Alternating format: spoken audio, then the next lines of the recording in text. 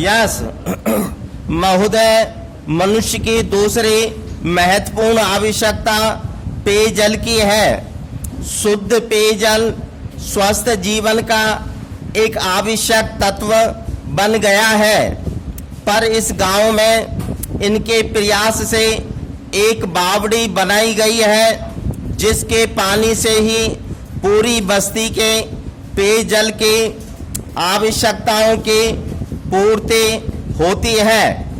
बस्ती के उस पार चित्र नगरी में पेयजल की सभी सुविधाएं सुलभ और उपलब्ध हैं, लेकिन इस बस्ती में नाले के पानी को गांव वालों के प्रयास से बावड़ी का रूप दे दिया गया है और उसी से जल की आपूर्ति सभी परिवारों की होती है।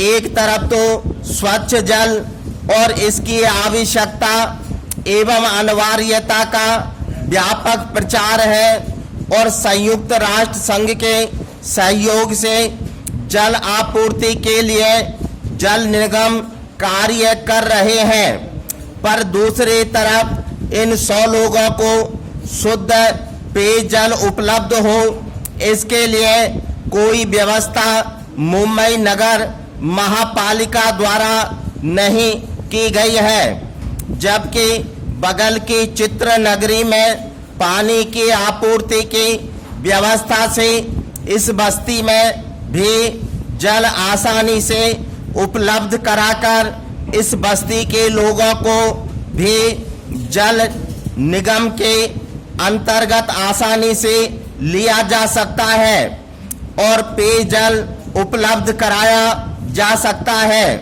लेकिन गरीबों को एक स्वस्थ जीवन मिले, पर जब व्यवस्था ही अधिकांश की कीमत पर कुछ लोगों के हितों को रक्षा एवं सुख सुविधा देने वाली हो, तब इस तरफ कौन ध्यान देता है। पेयजल की योजनाएं भी बहुत बनती हैं और सुविधाएं भी उपलब्ध की गई हैं, लेकिन किसको?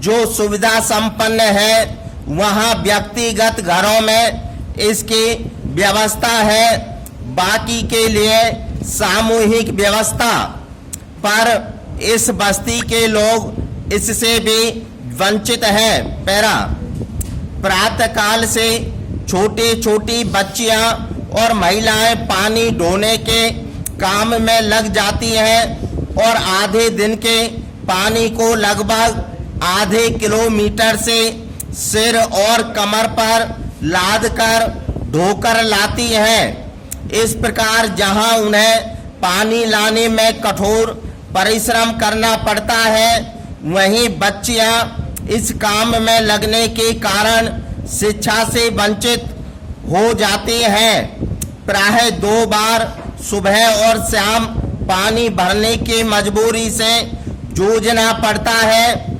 इस बावड़ी को बनाने और उसमें शुद्ध जल उपलब्ध हो, इसके लिए सरकार ने अभी तक कुछ नहीं किया है और न इनके पास इतने संसाधन हैं कि ये लोग उसे पक्का और शुद्ध जल रखने लायक बना सके। स्टॉप।